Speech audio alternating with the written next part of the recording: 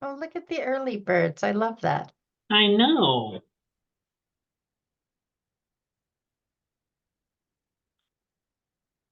They're like me, they just sign on, probably not even ready to be at the meeting, just want to get it on.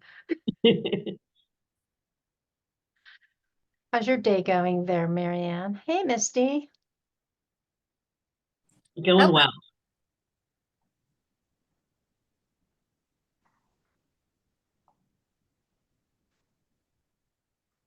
Looks like Misty's out in the rain. Misty, do you have slides?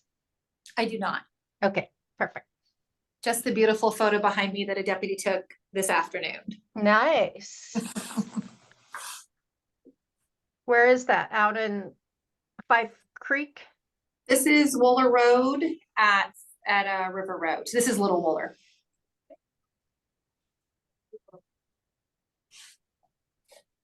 Here comes some water. Well, it's it's a gratuitous, perfect. right? Did you guys just have that same downpour we did a few minutes ago? I was thinking Yes. it's perfect for flood talk. It is. It is. We were filming outside as the downpour started, so we rapidly finished it up and scooted ourselves inside. But honestly, it's very, very good timing for this this conversation. I hope it kind of gets people gets their juices flowing, makes it relevant, right? Yeah. Absolutely. Yeah. Yeah. January in Sonoma County is very different than January in Southern California, that's for sure. Mm-hmm. Yeah, my mother lives up in Cloverdale, and behind their house there's a hill. And with all the rain, one of the trees on the hill just toppled over yesterday. So I'm sure there's a lot of that.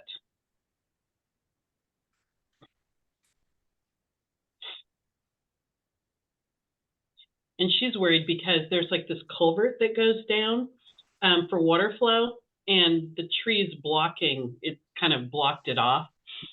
So she's a little concerned about flooding, but we'll see. I don't know how fast they could get someone out there to cut it up. They're 88 and 89, so they're beyond the age of doing that. Do they call somebody, or does the city have a program to help them with that? They're out on River Road. They're out in the country. Okay. So I don't know that the county does. I don't think so. I don't think they do on the spot. No, I don't think so either. Yep.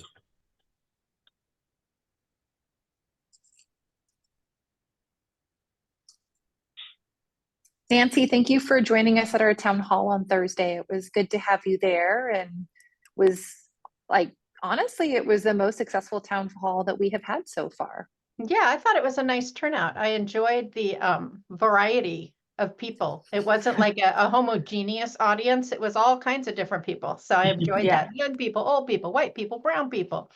Yeah, it was all over the place. Yeah, I totally appreciated that. Good.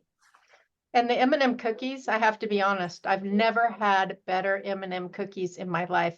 Giselle and I were like, should we ask him? And I'm like, no, we don't want to know where those are from. Just don't need to know that. They were Are you sure you don't want to know? Are you sure you don't want to know where they're from? I don't want to know where they came from. I want to know. Marianne, I'm just gonna DM you right here, and then that way Nancy just doesn't have to know, but you will know where they're from. And if Nancy caves later, I'll share. Yeah, I like it. We were like, both of us are like eating the light colored ones and just going, wow. Huh. Wow. It's like, because normally, store-bought type cookies are not like, they're good, but they're not like wowable. Oh, no way. I know, right? Super cool. Yeah. Huh. I feel like that second part I'm going to have to put in, because sometimes there's confusion as to how those make it, how we acquire them. Yes. I kind of understand. I think I understand. Okay, just tell us. I can't stand it. I knew I'd get you. Tell us. The cookies are from the jail. Oh. See? So they were baked by Summit. Summit is our contractor for food services. And so we order through them oftentimes because we already have a contract with them. They're generally the cheapest option on the block, and their food's really good. Mhm. So you were eating inmate cookies with the rest of us. And you know what? They were delicious. They were tasty. I huh? feel just a teeny bit less sorry for inmates now. I was gonna say. It's still not my ideal way to live my life, but you know, at least I have good cookies. Yeah, I don't recommend it either. Yeah. Not the greatest, but still good No. cookies. Hello, everybody else who's joined, and we'll get started in a couple of more minutes, see if we can get a couple more people signing on. We have a very light crowd today, but I guess that's the way January can be. Or everyone's just jumping on at the last minute. Sage, is your audio good? Can you test it for me real quick? Yes, test, test, test. And do you have slides? I do. Okay, can you see if you can share right now, or if I have to do something fancier to make that happen? It says I can share. Okay. Normally Priscilla runs this meeting, but I have the power, I think.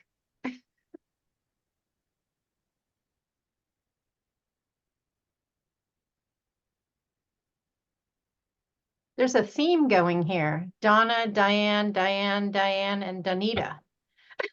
Oh, good point. And Diana. Oh my Diana. gosh. The trend continues. Yes. This meeting is brought to you by the letter D. For those of you who are Sesame Street fans.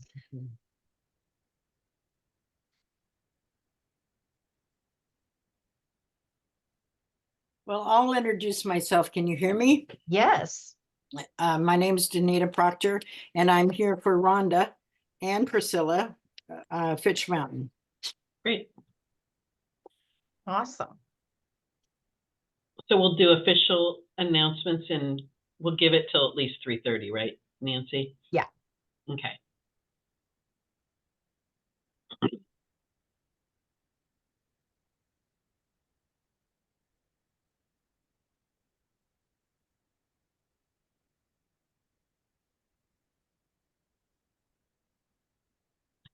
Women of age. That's true. My sister's name is Diane too.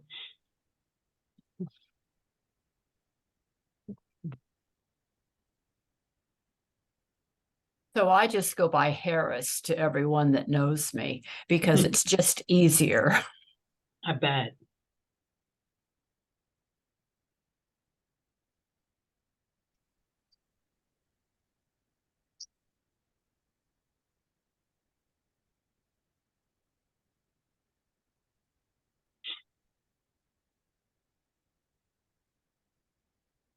You ready, Marianne? Sure. Yep. So let's go ahead and start. So as you may or may not know, Priscilla is traveling. So I'm Marianne McBride. I'm the vice chair, and I am stepping in her absence. So let's go ahead and start introductions, and maybe let's do any announcements that you may have at the same time, as long as they're short announcements. You want to start with Nancy? So I do have a quick short announcement. My name is Nancy Brown. I'm with Sonoma County Department of Emergency Management. We are starting a program. So if you know anybody who's going to be a high school senior next year, who's a junior right now, we are starting a program called the Model EOC, and we're inviting 42 students from across the county is our maximum number. And we're inviting students from all over the county to apply, and they'll come to the EOC for an entire week and learn all about the EOC. So they'll learn what logistics does, and they'll learn what public information does, and they'll learn what operations does. And then they'll actually do an exercise on the Friday of that week where they'll have a actual scenario to work through as the heads of the different departments and as members of the different departments. So as a mock EOC day. So we're really excited about it. I have more information about it. If you know seniors or are interested in passing out flyers to anybody, let me know and we will get them to you. Wonderful. Should we move to Donna R? Is there more than one Donna R? You are. I'm Donna Riley. I haven't seen you folks in ages. I have a standing appointment on Monday, which makes me miss, but they got canceled today. So I'm happy to be here. I represent a group very near the golf course. Great. Diane Urban. Hi there, Diane Urban. I'm on the COPE board. I'm a community leader for West Soda Rock. An announcement, I will probably get to this, but just to make sure, our next meeting is going to be in person, and it's 1 week later again because there's a holiday in February. So February 26th, and it doesn't start till 5:30. So I'm hoping we're hoping more folks will be able to join us. It's going to be at the Hillsburg Community Center. Great. Danita already introduced herself, but do you have any announcements? Nope. Harris. Diane Harris, Cope community of Westview Meadows, just south of town. Great. Diana B. Hello, everyone. I am Diana Borges, the Windsor Cove community leader. Announcements, Windsor Cove and Town of Windsor are doing monthly talks at the Senior Center in Windsor. It's for emergency preparedness, but also just life situations. So we just did, thanks to Nancy Brown as a participant. Last week we did our Flood Ready, talk to them. Next month is going to be identity theft, scams, and elder abuse. So it's a combination of different things. Besides just available to the seniors, I'm recording it and it'll be out for everyone to take a look at. Great. Thanks, Diana. Did you have pretty good participation? No, there was 8 people, but it was hard to get it out there. And I seriously think, you know, we've been saying that it's going to be a really wet year. It's going to be worse than last year. And it hasn't yet, or at least then. We hadn't had any recent. So I think it was a combination. Great. And so it was the very first one. So. Okay. Donna S.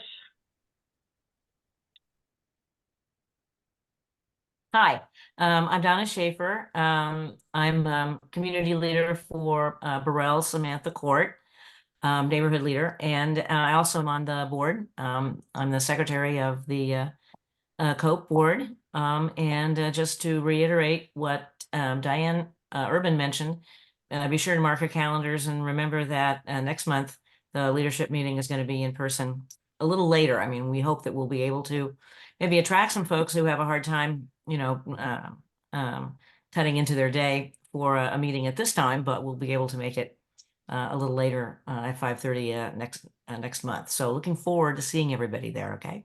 Great. Thanks, Donna. Shar. Donna, you'll be talking in March for us. Yes, I will. In March, I will be participating in Diana's talk series in Windsor, and I'm going to be talking about being safe at home and in your environment, and also about marshaling your community resources to keep you safe. And of course, I may mention COPE. I just might, right? Super. Shar. You're muted at the moment. Hi, I'm Shar Nordstrom. I am with Diane Harris, Westview Meadows, the co-leader. Great. Susie.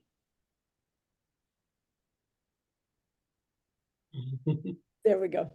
Good afternoon. I'm Susie Cummings in Cloverdale, and I'm the community leader for the Del Webb community here in Cloverdale. It's a 55 and over age restricted community. So we have a focus on senior safety and health. Great. Brenda. Hi, Brenda Flickner with Westside COPE. I'm a co-leader with Diane Booker and Aaron Wright. I don't know if he's on the call, but I do see Diane on there. Mm-hmm. Wonderful. Diane. Diane Booker with Westside COPE. Nancy, just a quick question. Did you, regarding the OES for the incoming seniors, did you reach out to the high school specifically? We have communicated with all of the principals a couple of times, and then we're going to be sending the flyer later this week to the high school principals and anybody else they'd like us to. We've also worked with SCO, Sonoma County Office of Education, who is looking at publicizing it with counselors on campus. But any other ideas you have, we're welcome to hear them. Would love to hear them. Great. I'm in Healdsburg Sunrise Rotary, and we have a really active group of Interact kids, about 40 to 50 kids that participate. So I'll make sure that their leader knows about that.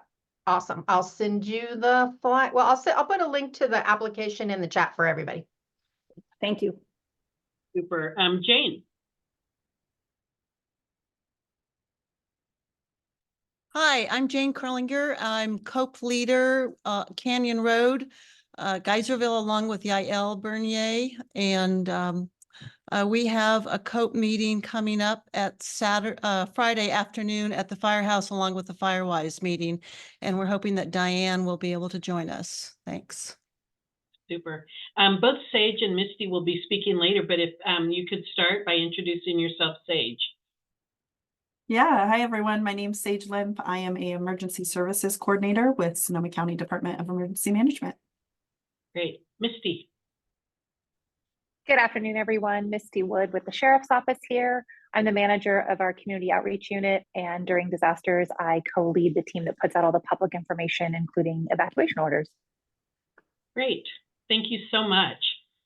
So for COPE announcements, some of you know, some don't know, but Kobe, our outreach specialist, resigned at the end of the year. Unfortunately, she has a father who's not doing great, and she has some health issues herself. Not serious, but she wants to get on top of it and felt like she really needed to take care of herself and her father, and so has resigned from the position, which means we are now hiring.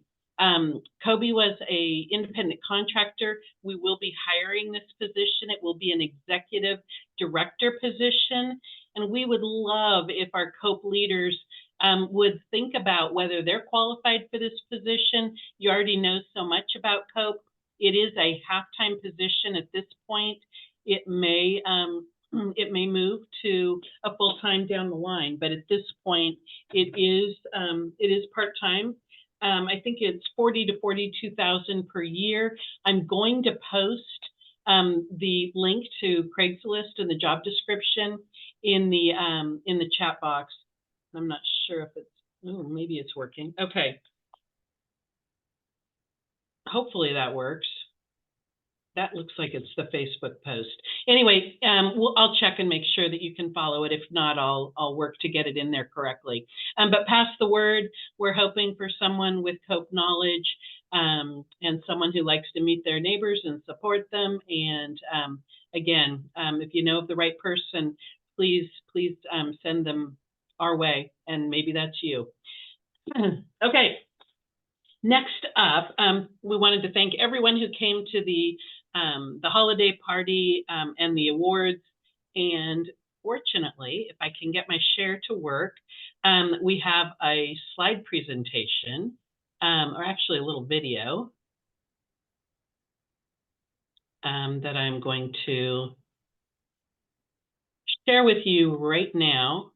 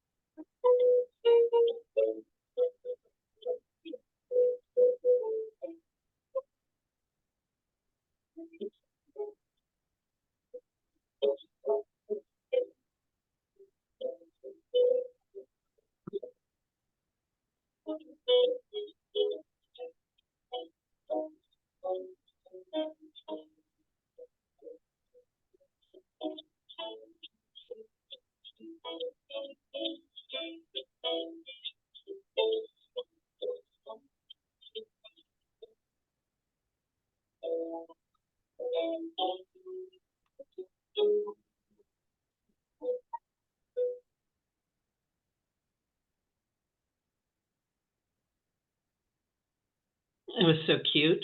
And thank you to Nancy, who provided all of the pictures for that night. A lot of you were there. If not, hope you make it next year. It was a lot of fun. I think next up, Nancy. Hang on one second, Marianne. Yeah. I just wanted, for those of you who weren't there, we created an award called the Kimberly Robertson Award for an outstanding preparedness volunteer in the community. And that was given to Julie Atwood. So those last couple of pictures were for Julie Atwood, who won that award this year in memory of Kimberly Robinson, who, as you know, was an amazing volunteer for our COPE group, and we will miss her sorely.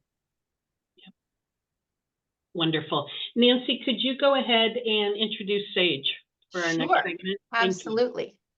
So next up is Sage Limpp, who works with the Department of Emergency Management. She's a Deputy Emergency Management Coordinator. And in our department, we have a couple of different emergency coordinators, and they all take on a different speciality. And one of Sage's specialties is, of course, looking at winter weather and floods. And we have asked her here today to kind of let us know what we're in for this winter. So it's all you, Sage. Awesome. Yes. Hello, everyone. I'm going to go ahead and share my screen. Can I get a thumbs up that people are seeing? Great. Okay. Yes. So thank you everyone for having me. My name is Sage Limpp, as Nancy mentioned. I'm a coordinator here at Sonoma County Department of Emergency Management. Put together a couple slides for us to look at for the winter weather, including the potential for excessive rain and flooding. Most of the products you'll see, the information is coming directly from the National Weather Service via briefings that they've given to us. That being said, I'm not a meteorologist, so if there's specific questions I can't answer, I'm happy to track them down and report back to you all. All right, so what does the National Weather Service look at when they're looking at these winter weather predictions? Well, a lot of times what they're going to look at is whether we're going to be in an El Nino or a La Nina conditions.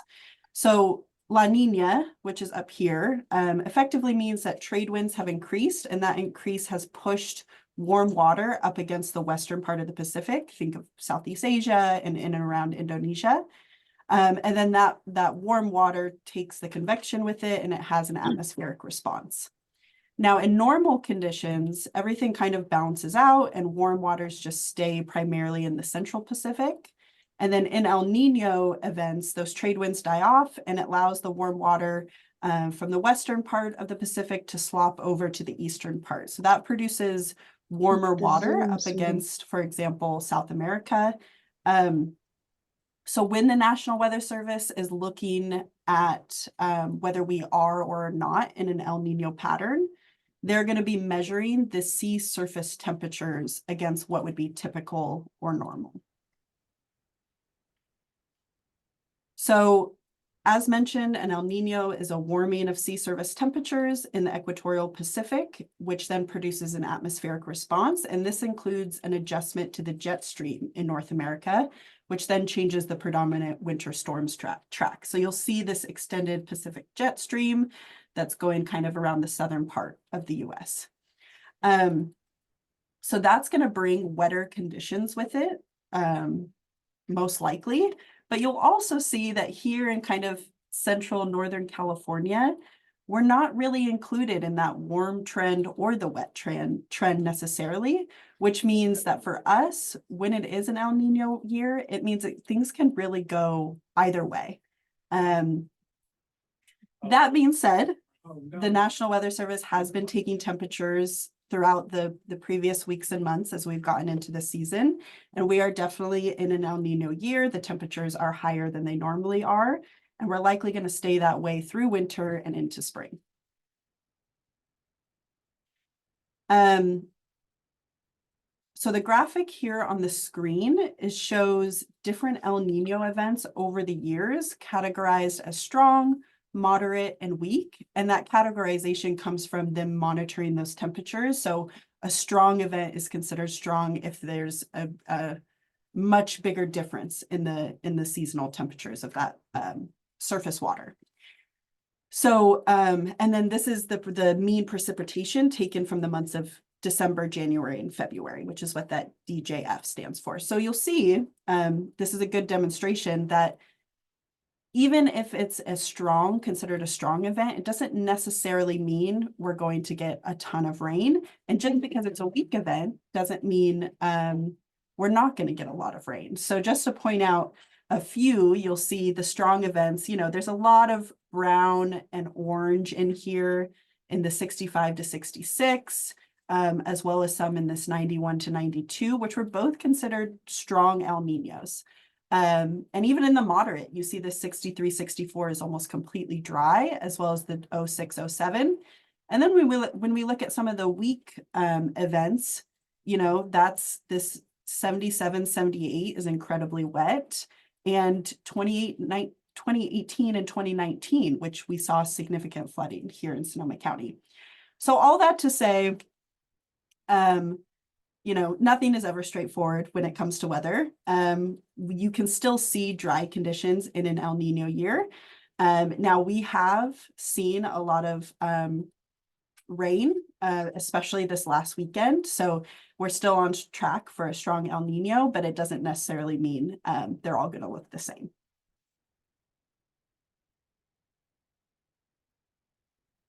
Another weather component that's important to mention when we talk about floods, of course, are atmospheric rivers. And the term atmospheric river has become much more common in recent years.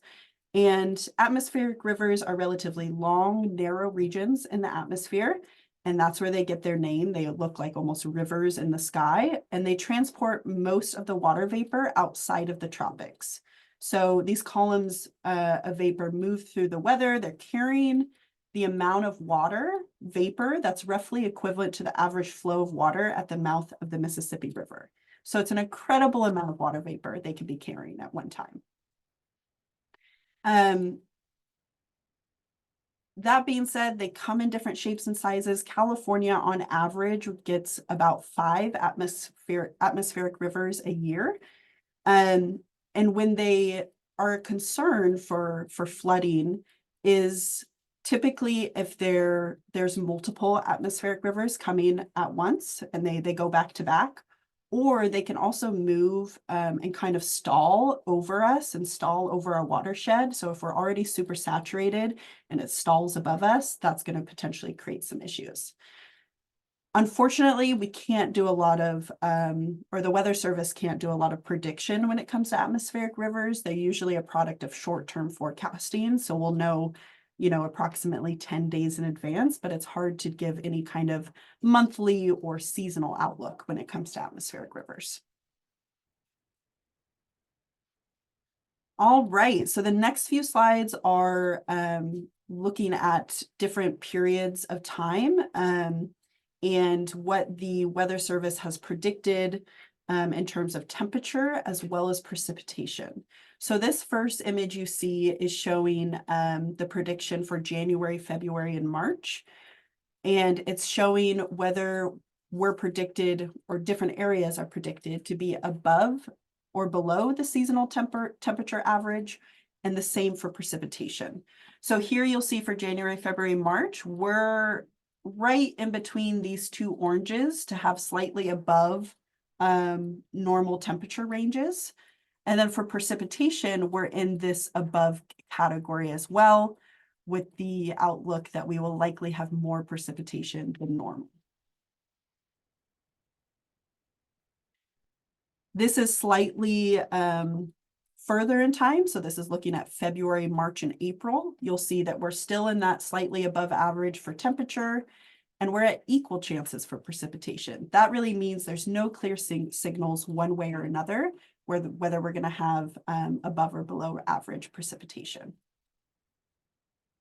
And then lastly, looking into spring, March, April, May, we're still in that slightly above temperature outlook, and then still holding at equal chances for precipitation. So these are guides, all of that to say that it doesn't mean, even though, you know, we're trending slightly above average for temperature, that we're not going to have cold spells. And it doesn't mean that we're not going to get a lot of rain, even though it's not predicting that for the spring. So overall, we're slated to have above average temperatures through the winter and spring, and above average precipitation in the early winter months.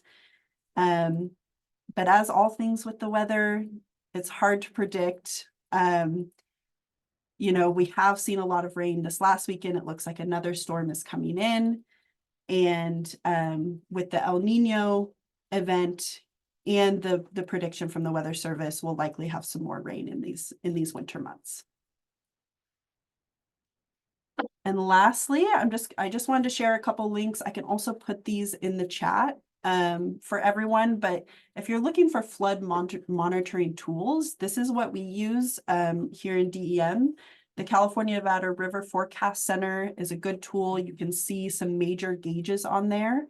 We are typically looking at Healdsburg and Guerneville on the Russian River to see what the forecast is, how much it's intended to rise, whether we're going to hit monitoring stage or action stage.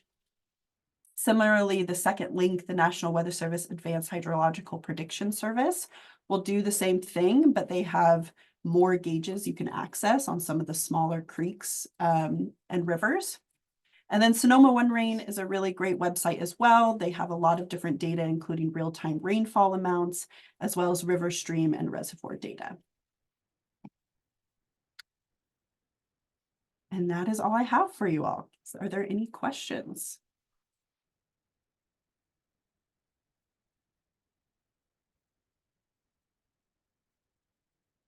All right, well, I'll put those links in the chat for anyone that's interested, and thank you all for having me. Thank you so much, Sage. I always learn so much when I hear these Weather Service model information.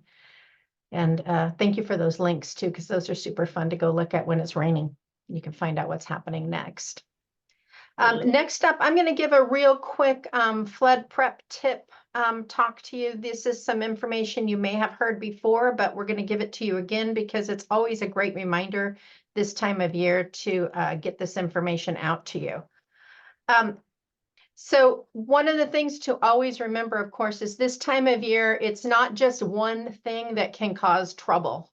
So we have a combination of different things going on. They can all happen at once, which makes things kind of crazy, or you can just have a power outage, or it could just be cold, it could just be windy, or it could just be high water. But these things together mean that we need to make sure that our planning and the things that we've thought about take into consideration that all of these things can happen at the same time, and our preparation should be looking at all of these things together. One of the things I think is really important to remember is, of course, how to stay informed when weather's happening, making sure that your kits are winter weather ready. So that's both your Go kit as well as your shelter in place kit. And then also practicing your plan to make sure that if you need to evacuate, you'll be able to.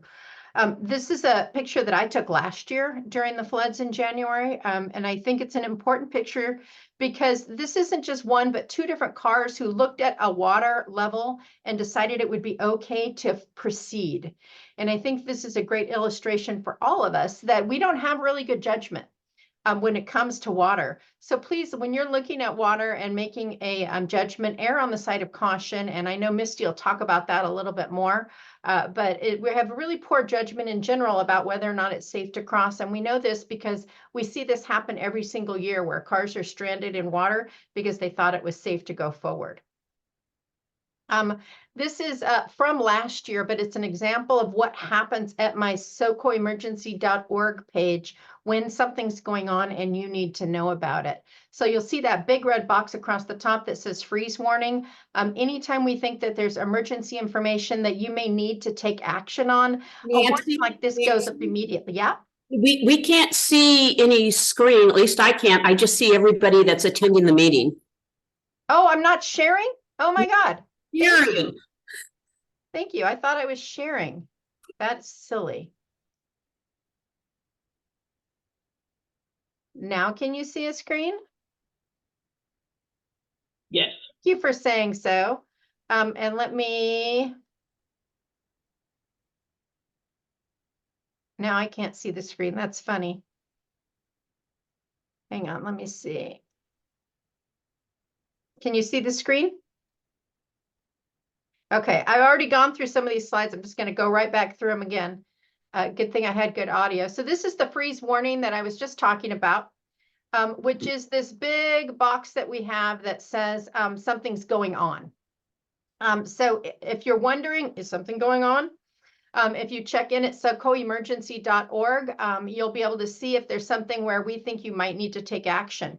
Of course, anytime we might send out an alert to you, whether it's via SoCo Emergency or the wireless emergency alert or NOAA weather radio, a box goes up here also with additional information for you. And then, of course, this is a great time to take a look at your NOAA weather radio and make sure that you have fresh batteries in that. So should your power go out, your NOAA weather radio will be ready to let you know that there's something going on. And as always, and the great thing about COPE is making sure that your neighbors are informed. If you find out that there is a warning, whether it's to your area or just a general warning in the community that a lot of water and things like that are happening, if you could please make sure that neighbors that might not be as active online are informed, that would be awesome. Some of the things you may want to make sure of in your go bag, of course, is to make sure that you've added warm clothes to your go bag so that if you do need to evacuate, your go bag's ready to go and that you do have some warm clothes in there because this time of year is a little bit different than when we're looking at fire season. And of course, making sure that your shelter in place kits are ready for at least 7 days. So if water goes up and you need to stay at home, do you have what you need to stay at home? And please make sure that includes water. From time to time, we have issues with water contamination when there's high water. So we want you to be able to have bottled water in your home ready to take care of yourself for at least 7 days at home. And also be ready to minimize travel if needed in rain and situations like that, because anytime rain starts falling, the number of accidents and things starts going up. So if you can stay home, that's a great thing. I think you all know your evacuation zone. For many of us, it's a great time to also take a look at the gutters. We had at the end of fire season checked all of our rain gutters around our house and removed the debris.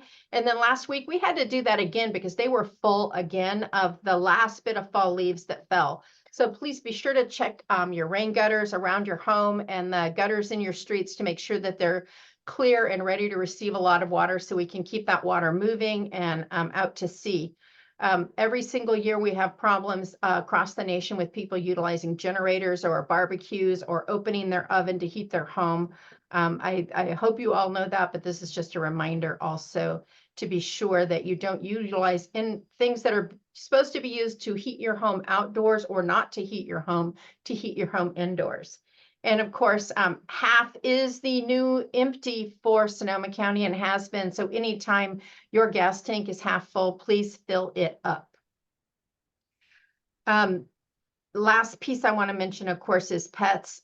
Many of our furry friends are very furry and we think, oh, they'll be fine. But cold temperatures and wet combined together can make pets very uncomfortable. So if you have outdoor pets, please try to figure out a way that you can keep them at least in a garage when it gets really cold and wet, and make sure that their go bags are ready as well. And any of your neighbors who have pets that they might need help with, see if you can help them out also.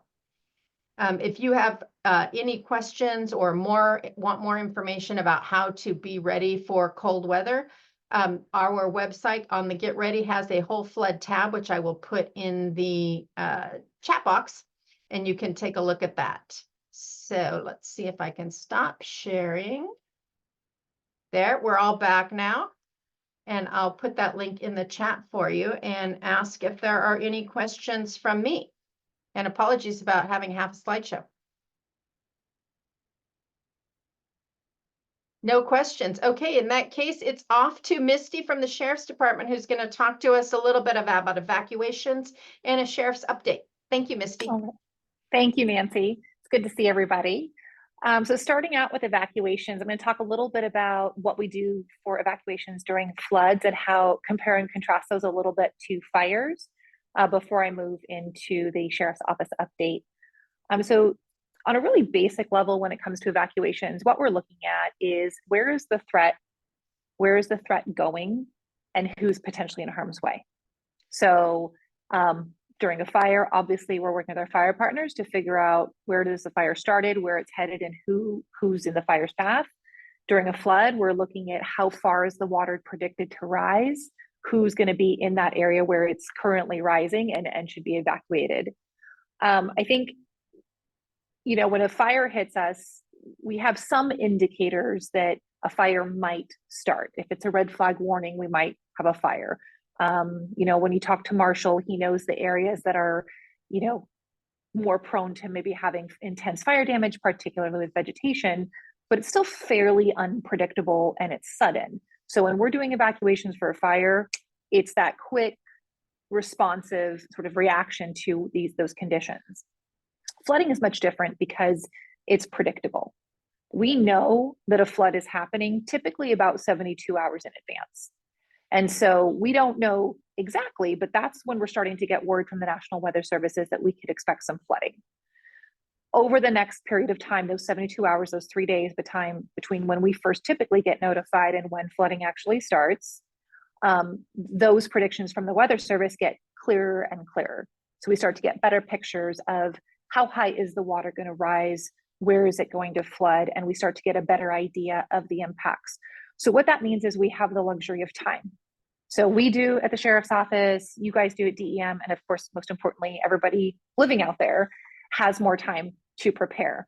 So when we're issuing our evacuation warnings and orders, we're still using the same system that we use during fire. So we're using Nixles, and then Nancy, as she mentioned, they're using SoCo Alert, weather radios, WIAs, etc.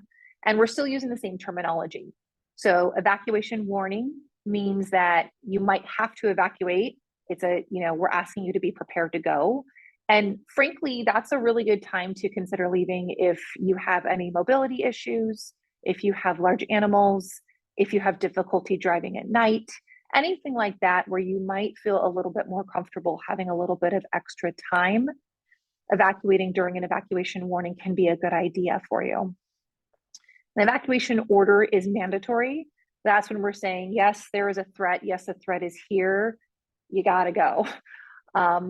During a fire, again, a lot of times you might not even get an evacuation warning. And if you do, it might be 15 minutes before the order hits. It's very, very unpredictable. Typically with a flood, we're going to issue your evacuation warning first and give you as much time as possible because we know much farther in advance. Again, to give you as much time as possible to prepare to execute your plans to make sure you've got everything that you need to leave before we issue that evacuation order. So again, time is a luxury during flooding. When we're looking at areas that are flooding and whether or not to evacuate folks, we're looking at not only the areas that will be underwater, but areas that will be cut off because of flooding. So this doesn't happen as much in the northern Sonoma County area, but it's very, very common in West County, like the lower river area. We get islands. So we get folks who are landlocked, essentially cut off from access. And it's problematic really for two reasons. The first is if you're stuck there, even if your home doesn't flood, you can't get out, which I know sounds obvious, but it's important, it's worth mentioning. You can't get out. So if you run out of life-saving medication, you can't go get it. If you run out of firewood for your fireplace, you can't go get it. You're stuck. Just as importantly, we might not be able to get to you, and our fire partners might not be able to get to you. And if we can, it's going to be delayed. And it puts everybody's lives at greater risk, because we're trying to figure out, can we fly in? Can we boat in? What are the conditions? It's much more difficult logistically to get to you if something happens. Whether you have a medical emergency, whether there's some sort of criminal activity occurring and you're in danger, that's why. And I would say that the final piece of that too is predictions, as Sage alluded to, are predictions. The Weather Service is great. Their predictions are very, very good. But in the end, we're dealing with Mother Nature. And we can't tell with specificity that house A is going to flood, but house B won't. We just don't know that level of specifics. So that's why we look at not only the areas that are predicted to be underwater, but also the areas that are cut off from access entirely as well. One of our first priorities when we're conducting evacuations is the homeless population, because they are typically along creeks and rivers. That's typically where they tend to camp out. So they are typically the ones who are going to be impacted first. So we spend, while we're doing information, kind of sharing information with the public, typically online, typically social media interviews. Nancy and her team are putting things out. We're going typically to, sort of, I was gonna say door to door, campsite to campsite, to the homeless population on the rivers and creeks, and making sure that they have options for leaving, whether they need a bus, what have you. We really spend a lot of people power trying to get people out of the way, trying to get the homeless population out of the way. When we're doing those evacuations, we may be using your zone, we may not. I know Nancy had a slide in there about know your zone. Yes, please, know your zone, write it down, memorize it, live with it. We may or may not use it depending on the scope of the flood. So the evacuation zones are fantastic for large scale incidents, particularly fires, because we have to clear wide swaths of land very, very quickly. Flooding may or may not be that case. It kind of depends. So we may issue an order for a flood based on a zone or a portion of a zone, or we may have it much more targeted and just list certain affected streets or come up with a much smaller area. So it's just for your awareness as we're issuing those orders. Ultimately, at the end of the day, we're trying to define the area that makes the most sense for everybody, that logically the folks who are going to be impacted. So just keep that in mind, that it might look a little bit different than what you're expecting when you get evacuation orders and warnings during fires. And the last thing I want to touch on as we're talking about evacuations is, Nancy alluded to it, the turnaround, don't drown component. Last year at this time, we had 4 storm-related deaths. 3 of those were preventable. And as the sheriff's office, we are also the coroner's office. So we're the ones who are responding to those calls, pulling the bodies and doing the death investigations, notifying the families. And we don't want to do that unless we have to. So we had 2 people who died because they brought a generator inside the house, which Nancy alluded to earlier. We had one woman die in her car because she drove through flooded water. So she was at Trenton Healdsburg Road. She was on her way to see a client, and she just went right in, and she was calling 911 as she was driving in, and her car was being overtaken by floodwaters, and that was the last that we heard from her. So the danger is very, very real. And as you're working with your groups as well, when we talk about evacuations, I think the other piece of that is, making good choices and being cautious when evacuating, not only day-to-day trips to the grocery store and such, but also when you are evacuating, making sure that you know what your kind of the roads around your house. We typically talk with fires about 2 ways out. It's the same idea when you're evacuating with floods. If your typical evacuation route might be subject to flooding, what is another road you can use? What's another route you can use? And being really cautious of those constantly changing conditions as you're evacuating. So not to end on a dire note, but that is unfortunately part of what we do, and we want to make sure everybody is as safe as possible. So moving on to updates from the Sheriff's Office, I really appreciate you guys giving me a little bit of time because we're right at the beginning of 2024. So it seemed like a good time to share a little bit about where we are and kind of what you can expect from our office overall in 2024. The sheriff has 3 specific goals for 2024, which probably sound familiar. They are public safety, staffing, and community engagement. So public safety is when you call 911, a dispatcher answers your call, and a deputy comes to your door. In a nutshell, in a very simple way. He also wants to restart the narcotics unit because we're starting to see more and more activity with dangerous drugs on the street. As an example, last year in 2023, we recovered 74 pounds of methamphetamine, 7 pounds of cocaine, 3.2 pounds of fentanyl powder, and 1,500 fentanyl laced pills. So we're, I don't think the fentanyl crisis and the opioid crisis is unknown to everybody on this call. Everybody's probably fairly familiar with it, and we are not exempt. So just that's kind of the direction we're heading is hoping to get that narcotics unit back up and running because we haven't had it since 2017 due to budget cuts. His second goal is staffing. So that is, of course, hiring people and keeping them. And we're in a staffing crisis right now, which you probably have heard about. And primarily the difficulty was was our inability to hire during COVID, particularly for our correctional deputies and our deputy sheriffs. We are making good strides. Right now we have 39 vacancies for correctional deputy and 61 folks in background. And then we have only 9 vacancies in the deputy sheriff job class and 12 are in background. So we're doing better, we're making progress, but there's still a long way to go. And we are certainly not the only law enforcement agency dealing with this. This is really every law enforcement agency pretty much across the country is dealing with hiring issues and everyday businesses. I know I see help wanted all the time at, Molesbury's. Everywhere you go, people are looking for staff and we are no exception. And then the last part is the community engagement piece of that. So that's something that's personally very important to the sheriff.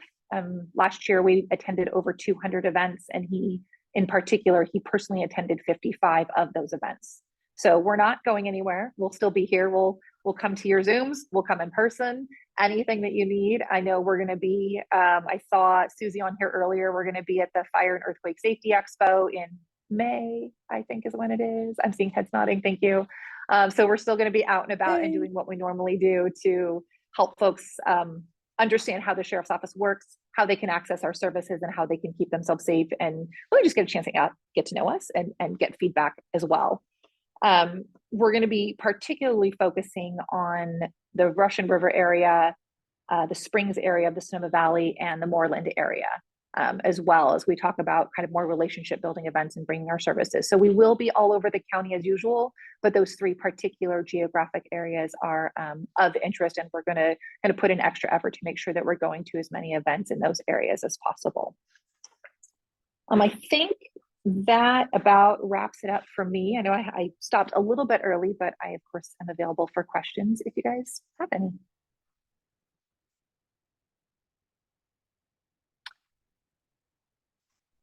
Seeing none, hearing none, I will pass it on to Nancy. Are you my person?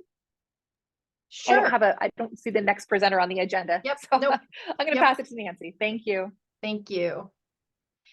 And thank you, Misty. Super interesting and super glad that those are excellent priorities for the Sheriff's Office to be looking at for 2024. And I look forward to partnering with you on lots of different things in my different capacities. So yay for Sheriff.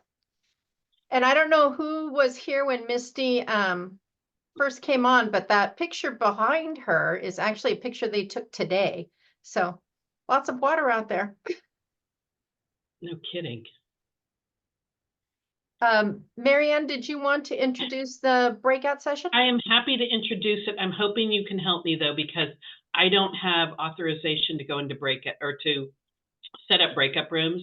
I was trying to do it, and I had everyone divided out, but maybe if we just do an even division, that would be great. So yes, our breakout session is around our goals for the year. So we're asking everyone to talk about your own COPE group, what your goals are for the year, and what you need to be successful with those goals. And hopefully that informs, yes. Misty and Sage, thank you guys. You're welcome to go back to your other things. You probably won't be interested in a group session here. So thank you for coming. Thank you so much. We really appreciate you. Thanks, You're everyone. welcome. Thank you. Thanks for the opportunity. Take care, everybody. Great. Sorry, Marianne, go ahead. No problem. So what we're hoping to learn is what resources you need to accomplish your goals this year. And you might, if it's a dream, just throw it in as a dream, but that'll help us at the board level. So Nancy, do you have the ability to do the breakout rooms? I can do breakout rooms, and I also put the question in the chat. So if you want to look at the chat, you can see the question that we're going to talk about, and I am going to send you to breakout rooms now. We've got about 10 minutes, and then we'll come back and talk for 15. Thank you, Nancy.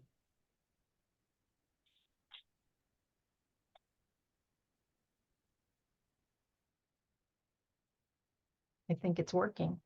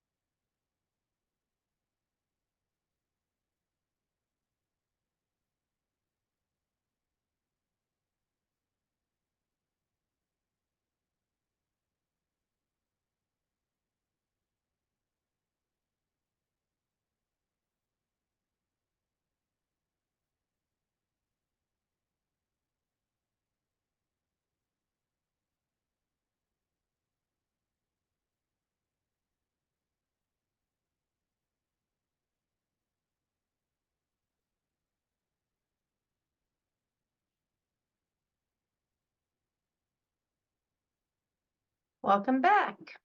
Good. We're room 2. I think we were being very well behaved. We can't, but we were chatting. Yeah. I see you're the only ones back so far. Good for you. Yeah. How was your holiday, Diane? You have a good holiday? Yeah. Thank you. Thank you. Nice. Seems so funny. That seems so far away. I know. I was like, oh, the holiday? Do you mean Martin Luther? The holidays? Yeah. Isn't time so funny how it can like move really fast and then just move along really slowly other times? It's a exactly something I don't understand. I think Danita wants to talk. Danita, your mute's on. This is sort of after the fact, but thank you for the holiday gathering. I'd never been there before, and I found it very informative, and it was a great way to get to know people, that icebreaker. So thank you. Yep. Great. I think that conversation probably could have gone on for longer. I know our group it kind of ended very abruptly. So do we have someone from each group that could report out and share what the conversation was in each of the groups? Who would like to go first? I can. Oops. Thank you, Susie. I was in group 1, and I was sorry I took up most of the time. So on my needs, my group with our evacuation exercise that we're going to be doing through DEM in probably May 19th, the same day as the expo. And I would like to have something that brings people to the evacuation point, and maybe even like coffee and donuts or something like that I suggested, or a little prize, something that I know the expos were trying to have some kind of a giveaway. So that was my thing. And while I'm doing it, can I just say, I'm going to be busy with I'm supposed to be in charge of volunteers that morning. And I need somebody to help me with volunteers, because I'm going to be working with the evacuation exercise. So if there's any of the COPE people who were going to volunteer at the expo, not to pull you away from other jobs, but I really need somebody to kind of step in to work in the first third of the morning, 7 till like 10, 8, 9, 10. Yeah. 3 hours. Susie, Donna and I are going to be reaching out to COPE leaders to see who can help us. And so we personally, or we should be able to get the resources and so I think you and Diana so that I can focus on what the jobs are that you're looking for. In the past, COPE, we've manned our table, and we didn't understand the broader need that you all have, and we're eager to be helpful. Maybe work 1 hour at our table and an hour, for you all. Well, I need somebody to kind of step in and take charge of volunteers in that first part of the morning. Susie, what's the date on that? It's May 19th. Okay. A Sunday. It's a Sunday. I can do that. Oh, thank you. And then we had Donna Riley, who has a more spread out community, and her people are not so interested in getting together and participating in a COPE group, and they're thinking maybe a phone tree might work for them. And I think that's about as far as we got. Like I say, I'm sorry, I hogged a lot of the time. And Susie, Jeff quite likes One Call Now, which is something that works for some of those larger groups. Right. We need funds to do that, or the group needs funds, and so that's something to I paid $100 just to get 50 for my block captains and my little block that I take care of. So, but I need to get it started. So I'll let you know. Susie, you talked about giving away something to get people to come to the. I'm going to tell you that this flashlight that we got it came in handy because we lost power out here on West Side Road shortly after, and I knew exactly where this was. and it was pitch black here. I mean, I knew where to walk to get this flashlight, and it really did save me because I didn't have my cell phone in my hand, so I did not have a flashlight. So if you can find out how to get more of these, I guess you have to hold it a little closer so you can. I know, I have one. I love Yeah, it. It's I mean, in I my think that's a good giveaway, and do be sure to show them that how it works both ways, because it's not intuitive and there weren't instructions on that. No, I had to play with it a little bit too. Yeah, so I'm thinking this is a good giveaway. Right, yeah. Well, so anyway, I need money for that. Yeah. Nope, that's good to know. Okay, Diane, Urban? We and room 2, you all chime in as well. I think a part of this conversation, I gave our group the background is, which I forgot to say when I announced our in-person meeting next week, we're going to talk about our needs and how we can hook you up with the resources you need to do that. So I think, this conversation is one of the first steps toward that. I had Danita from Fitch Mountain and Brenda from West Side Road. Fitch Mountain has just been involved in becoming a Firewise community, and they now are in the process of doing their 1 year. Every year you have to report in. We've just gone through that as well, and I think Marika's going to be at the meeting next month. If you're able to come with whomever for the in-person part, and and how they can help us put those together. Something that came up with both the groups, both Brenda and Danita talked about, is there's been quite a turnover in real estate, and how do we get a hold of the names of the new owners? And Brenda, go through your, she had kind of a neighborly way to do this. And then there was also a reference of working with realtors for reverse address information or transaction information. Yeah, so one successful way that I have found, we just got somebody just this last week, is the next door neighbor went over there and introduced himself and said, you really need to be part of this group. Let me connect you with Westside Cope. And so on an email, they put all our emails together and the address, and then I was able to get them going on board with the information. But when I was involved in another group where we were trying to increase membership, we went through a realtor to get it. And this was several years ago. I don't know the exact process. And we sent out a lot of mails, and it worked fairly well. But what I would do if we didn't know who the owner was, we didn't have a name, we would just handwrite a personal note on a piece of paper that talks about the group, and then sign it, with your own name, your own handwriting on that flyer, and mail it to them, a physical stamp. And so it brings more attention, they say, when you use a real stamp versus not just, sticking it on their mailbox. May I add something? Sure. The real estate folks in the area here have meetings every Thursday morning up at the golf course. And I've been trying to encourage a lot of people to do things like the Healdsburg Patch, which now Simone's now at the Tribune, so she's taken all of her knowledge and her beautiful what's happening with her to the Tribune. But I think I would be happy to do this because I live right here, to go into the real estate group and say, this is our organization, these are our COPE leaders, this is how we're working, and you have a new buyer coming in, please give them this person's contact information and let them know this is what we're doing, and we have materials that we can provide. If that's something that you would like, the real estate agents love having hooks for their clientele. So okay, I'm a realtor, and unfortunately that meeting is for real estate agents or affiliates only. We pay dues for that.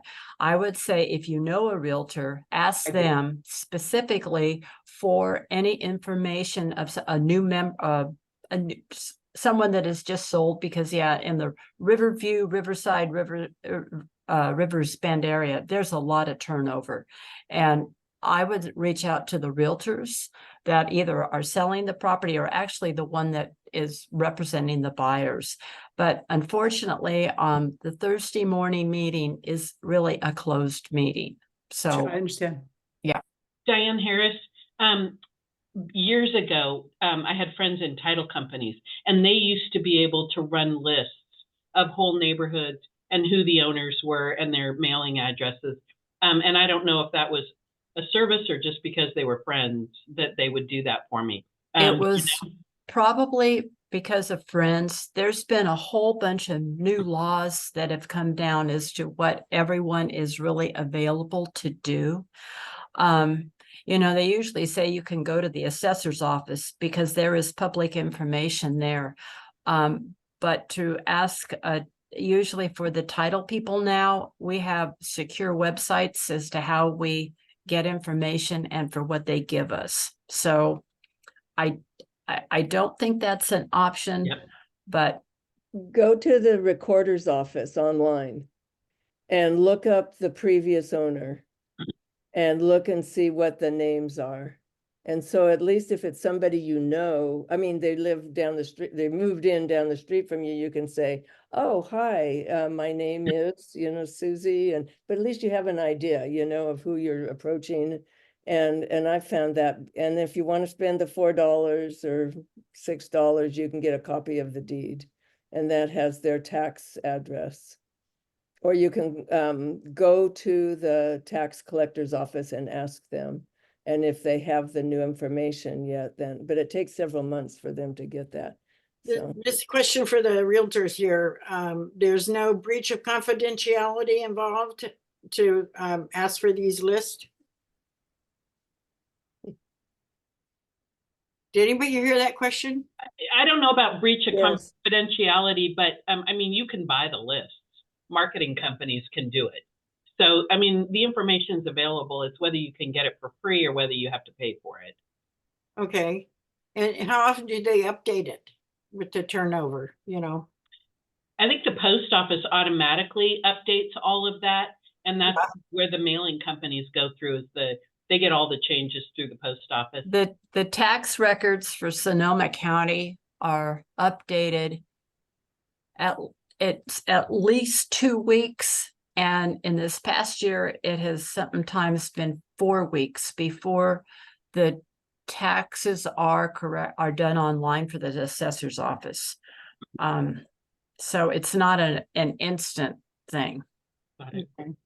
Diane Urban, are you finished reporting out from for your group? Yes. I think Diana Borges is next. Okay. So besides Marianne and myself, it was Diane and Diane. Both of their areas are large. Diane Harris has a little smaller area, not as many secondhand homes as the other Diane. But they both have kind of similar, you know, need to be able to engage more communication, a communication line. More efficient ways of reaching the neighbors than sending out notices. Marianne suggested maybe the board could come up with a way to help with emailing and some other ways to help reach out to the neighbors. That kind of sums it up, right, between the two? Yes? Yeah. Okay. And then for me, Windsor Cope's just different. I do more education than trying to work with the neighborhood leaders. For 3 years, I've been doing that with not a lot of success. So instead, I go provide information from Cope, Northern Sonoma County to the neighborhood leaders, but give workshops and talks. I have an email list of about 250 people, Windsor residents. Some are, well, actually, some of you guys are on there too, but so it's providing information, and I will gladly help them get started, but I am not soliciting, trying to get new neighborhood leaders because already tried that part. Danita, did you have something as well? I think your hand was up earlier. It was, I forgot to tell you that we got the evacuation zones blades put on our signs. And I think that's wonderful. And just talking about evacuations for the three of us, I'm a one-way in and out. Fitch Mountain is also, and West Side is, primarily a single road that at least can go in two directions, but evacuation was another issue that came up. The town of Windsor is actually, I'm impressed. They're really being proactive about being more emergency prepared. And they are working on putting our evacuation zones on signs in our neighborhoods. So just the main A, B, C, D, so people can see. We also have subzones.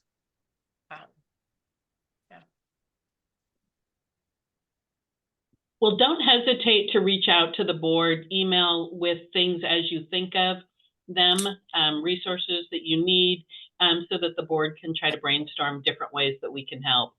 But keep the lines of communication going and, share information with each other as well. And hopefully soon we will have an executive director and can help facilitate the conversation and the lines of communication. But don't hesitate to reach out. Any other final thoughts? Nope. Question, how many communities have the emergency radios, the Fern radios? Oh, boy. What? Are you talking about NOAA radios? Yeah, no, I'm not talking about the emergency announcements. I'm talking about the communication with that. You have to have a license from the government to do them. GMRS or ham? That's it. I couldn't think of the initials. Thank you very much. It won't show. Yes. Are you interested in that? No, we have I am interested in, we have a group that is very active and practices. And that, where are you? Fitch Mountain in Hillsburg. Yes. Pat does, he joins our group up here in Cloverdale. Oh, great. Yeah, we have a group and it's going countywide pretty much. So if you guys are interested, Pat will let you know because he's involved in this. Yes. Yeah. Susie, did you know how many groups do have people that are using the radios? Any idea? I know it'd be a guess. I know out on the river there are people, and in Cloverdale we have a group, and we call ourselves Northern Sonoma County GMRS Radio Group, and we're joining in with Neighborhood Auxiliary Communication Service. That is we meet out at Grayton. And it's connected with We Conduit, WICONDUIT, and they're getting grants. So, and we're going to be coordinating with the county. So it's growing, it's just mushrooming. And so I'm working with CERT and with our radio group. And we had a radio party at my house just before New Year's, which was so people could meet each other because you talk on the radio. You don't, I know them all, but they don't know each other. And we have a good group here in our Del Webb Cope who are, some of them more interested than others. Yep. Will there be any demonstration or booth at the expo? Yes, I'm sure there will be if they're allowed in, I guess you could say, because it's now you have an application process. Susie, they'll be allowed in. Thank you. They're planning it. They're planning. So in 2020, there were actually two different groups, radio groups that were there. Yeah, and there's one in Sebastopol, a quite involved group in Sebastopol. Great. Any other comments? Announcements? I have another question. This is my first time, you're never going to have me back. I want to know if, God willing, we're never going to have a mass evacuation like we did before. But is there any movement toward talking to hotels and getting some sort of coordination with them for either discounts or for vacancy, they report to you, because I ended up going all the way to Merced to my daughter's house at the last, there were no hotels. And so we evacuate people, but where do they go? Nancy? So I have a little update on that. There's a couple of different things that have changed in the Emergency Operations Center since 2017. And some of that is some of the different partners that we have that are actually within the Emergency Operations Center. And one of our newest partners is somebody from the tourism sector. So we have a seat for a person who either, so they're collaborating, the Sonoma County Tourism Association and Sonoma County Hospitality Association are collaborating on this seat. But what this is going to do is it's going to help us have better information like that, so that we're able to recognize where places are available and get information quickly to the public when we have it of, you know, all the hotels are full in Sonoma County. So sorry, that's gone. Or, you know, these hotels have rooms, then they have pets available, or, you know, that type of information. So this is a brand new program. They haven't actually even gone through the Emergency Operations Center training yet. So probably not this year will be a very big change, but I would hope by maybe next year, we'll have a lot better organization with our tourism sector, hotels, and different community partners in the tourism sector to bring information to the public faster. Thank you. That's great. So meeting next month, Nancy, is the 26th? Yes. Yes. And Diane can tell a little bit about what the meeting's going to be about. Perfect. Okay. So the 26th, so it's the fourth Monday, sorry, 5:30 at the Hillsborough Community Center. We're going to have representatives from different groups that might in fact be resources for you all, sources of funding and sources of material. Marshall will be talking about grant opportunities that communities may be looking for. Donna and I are going to talk about really how COPE can support different groups and sort of how we come to play. There's some fundraising that can happen for your specific community with COPE, as well as how to use your community to make yourself stronger for other applications you're doing. Marika's going to be there to represent Firewise. Nancy, we're going to call on you on some evacuation, and Misty, I think, is going to be there as well to talk about evacuation information. So it's a chance. We're going to quickly, I think the format's going to be to try to quickly move through the different areas of resources and then allow people to have individual conversations with those people that might be able to help them. Brenda? And it starts at 5:30, correct? Correct, thank you. Yeah. I think the idea is we might be losing people who work. And so we're going to try every other month with a later meeting in hopes that we have more participation and more engagement. So yes, we'll see how that goes. So spread the word. Yeah. Okay. Is that it for now? Oh, the chat. How do you save the chat? Does anybody know how to save this chat? Copy and paste maybe onto another document. I don't know. I'm going to try that. You'll get a separate file on MailChimp that you could give them. Really? Yeah, you get three files on MailChimp that How much expertise is required for that?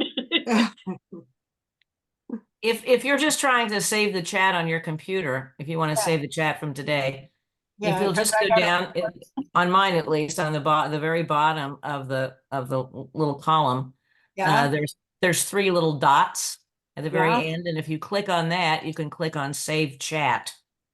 Oh, very fancy. Thank you, Donna. Okay. Where did it go, Donna? Well, on mine, I have a Mac. I don't know, if this is Mac specific, but on mine it goes to the Finder. And actually, when I'm done with the Zoom, it'll pop right up, and I just pull it onto my desktop. Cool. Learned something new. Thank you. Sure. Thank you. Thank Thank you you. all so much. Thank you. Bye. Jane, Bye. Jane, talk to you in a couple minutes. Okay. Thank you. Thank you. Bye-bye. Bye-bye. Thanks. I leave. How do you leave?